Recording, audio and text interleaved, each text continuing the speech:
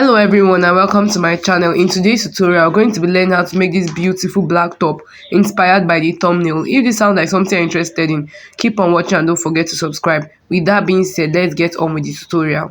The first thing you need is your brown paper. Now that you have gotten that, just go ahead to mark half an inch away from the top region. This is going to serve as our starting line or our shoulder line. So guys, from the shoulder line, I'll just go down by my breast length measurement. I'll mark it, then by my half length measurement, I'll mark it, and then add 8 inches to that, which is going to give me my hip length. I'll also mark it. I'll take this measurement all through and connect together. Let's measure our lines. So I have the breast length, the half length, the waistline, and then the hip line. I'll go ahead to divide my shoulder measurement by 2 and mark it. After doing this, just come down by 1 inch. This is for our shoulder slants. And the next I'm just going to do is to divide my actual bust measurement by 6 and add 1.5 to that to get my armhole depth, and that give me 7.5. I'll just mark it as seen. From that point, I'll just go ahead to connect a horizontal line. This is also known as the chest line. I'll go ahead to retake what I have at the shoulder line back at the chest line and then mark it. Then from that point, I'm just going to connect a straight line all the way to the top where we came down by 1 inch. So guys, on the chest line, I'm just going to divide my actual bust measurement by 4 and mark it. Then I'm going to measure what I have at the armhole straight line. I'm going to divide that into 2 and then come in by half an inch and then use my cover to just connect these 3 lines together. That'll be all for this part. For now, let's work on the neckline. So guys, I came in by 3 inches for the neck width, and then for the neck depth also by 3 inches. So I'll not be making use of this. This is just to guide us on what we are going to do. Now guys, I'll just simply go ahead to connect my shoulder line. So guys, before we proceed, I forgot to tell you to take your under bust measurement. So you just go ahead to take your under bust measurement if you have not done that. Now guys, at the breast line, I'll just go ahead to divide my nipple to nipple measurement by 2 and that gave me 3.5. I'll just go ahead to mark it and then take this all the way to the hip line. Now just use your ruler to connect in a straight line. At the waistline of the dart line, go ahead to come out by 0.5 inches on the both sides. So I'm just basically trying to create a dart. I'll connect this all the way to the top and then come down by about from 4 to 5 inches at the lower part and then connect it. This is going to give us our basic dart. Now guys, from the dartlets at the under bust, I'll just go ahead to come out by 0.5 inches at the both sides and then connect them all the way to the hip line using my straight ruler. Before we proceed, just go ahead to divide what you have at the shoulder line by 2 and mark it. Then go ahead to use your straight ruler and connect it with a straight line all the way to the breast line. I'll go ahead to use the curve part of my ruler to create a curve from the breast line down to the under bust measurement, and then I'm going to do the same thing for the other side, but at that one I'm going to use a straight curve, a straight line. Just watch what I'm doing. Now guys, next thing go ahead to determine is how deep you want this to be. So for me, I came up by 2.5 inches from what I have at the chest line, so it's going to be covered. I made a point here indicating where my top is going to begin from. Then I went ahead to take the dart in between what I have here. So I have it to be 1.75 inches and dividing that into 2. One side is going to have 1 inch, the other side is going to have 0.75 inches. Now just go ahead to connect a straight line at this point so that I will know that this is where my top is going to begin from. Having done that, mark 1 inch towards the side and then mark 0.75 inch towards the middle. So guys, for the one towards the middle, I'll just use my straight ruler to slant it to meet the breast line, and then I will go ahead to use the curvy part of my ruler to slant it towards the one going towards the side. Now guys, I'll just go ahead to take the measurement of what I have at the bust regions. So guys, taking the measurements, whatever you have at the difference between these first 2 pieces, you just go ahead to go up by that difference from the smaller side. So assuming one of them is 7, the other one is 7.5, go ahead to add half an inch to the other side so that when you are joining it, everything is just going to add up. So guys, to create the sweetheart effect that you can see the top, for me, I went up by 1.5 inches from the chest line and then I marked it, and then I used my curve rule to connect it all the way to the top as seen. Now for the second part of the top, I'll just go ahead to arrange my curve as you can see, and then connect it all the directly to where the actual bust measurement is at the chest line. So I'll just go ahead to just connect it simply like this. Now guys, at the chest line, I'll just go ahead to measure the dart that I have in between, and I have it to be 0.5 inches. I'll just go ahead to place 0.5 inches at this other side of the chest line. Now let's insert all our body measurements. First, at the chest line, you just go ahead to divide your bust by 4 and then mark it. So I already have that measurement. And then at the waistline, go ahead to divide your waist by 4, measure in between what you have at the dart, which is 1.75, and then go ahead to add it, and then go ahead to do the same thing at the hip line. That will be all for the cutting of this pattern. I will just go ahead to cut this all out.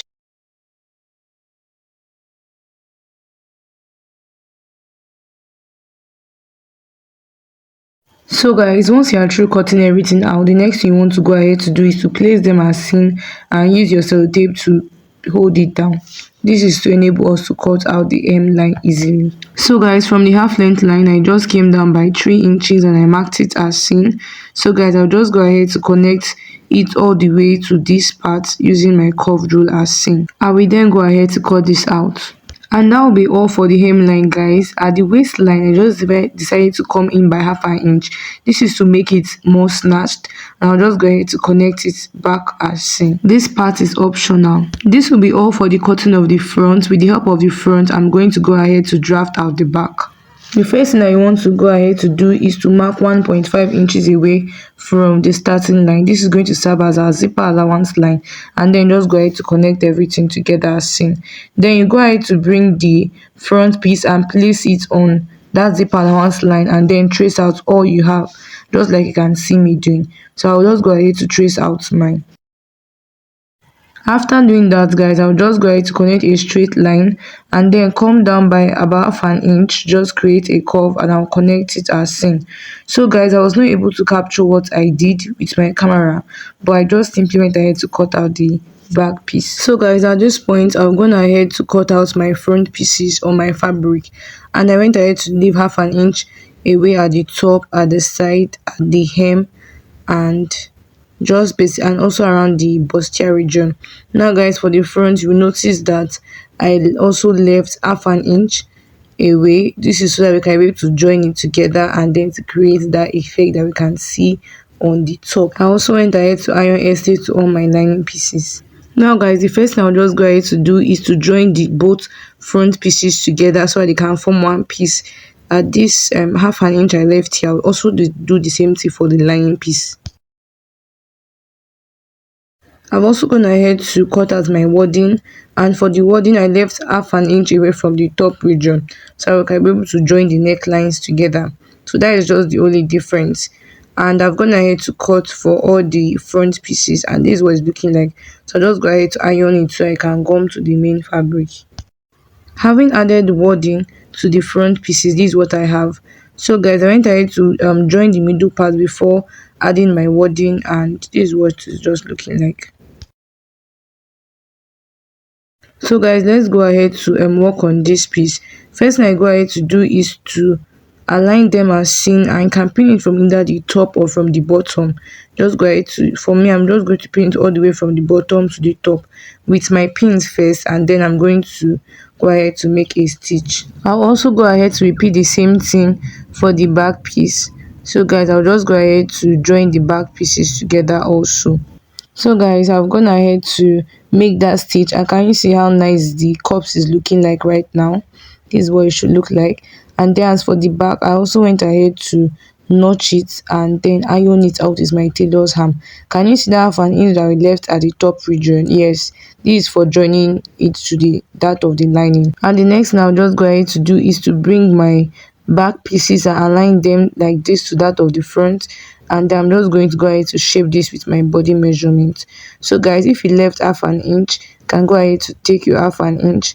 If you left 1 inch, you go ahead to take it at this region. I'll also go ahead to repeat the same exact processes also for the lining. Now guys, as you can see, I've gone ahead to close up the both areas, and this is what I have it looking like.